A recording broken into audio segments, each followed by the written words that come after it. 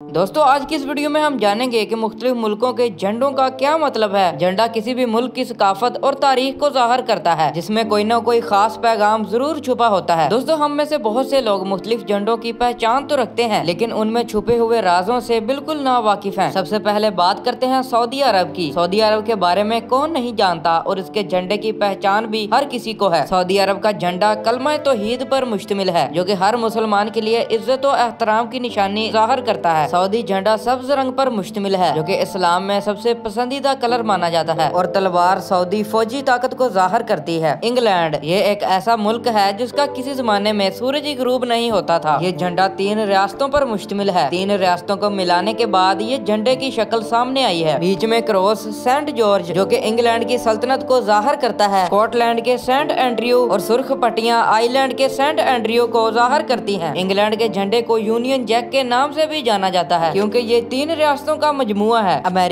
अमेरिकी झंडा सुर्ख और सफेद पट्टियों पर मुश्तमिल है। इन पट्टियों की मजमुई तादाद 13 है और बाएं जानब ऊपर की तरफ नीले रंग के हिस्से में तारे नजर आते हैं। इन तारों की मजमुई तादाद 50 है और ये तारे अमेरिका की 50 रियासतों को जाहिर करते हैं। बांग्लादेश का झंडा सब्ज रंग का है और इसके दरमियान सुर्ख रंग का एक दायरा है। सब्ज रंग तरक्की और खुशहाली की अलामत है। गोल सुर्ख दायरा सूरज को जाहिर करता है, यानी बंगाली अवाम हमेशा सुरखरू रहे, और ये उनकी कुर्बानियों को भी जाहिर करता है।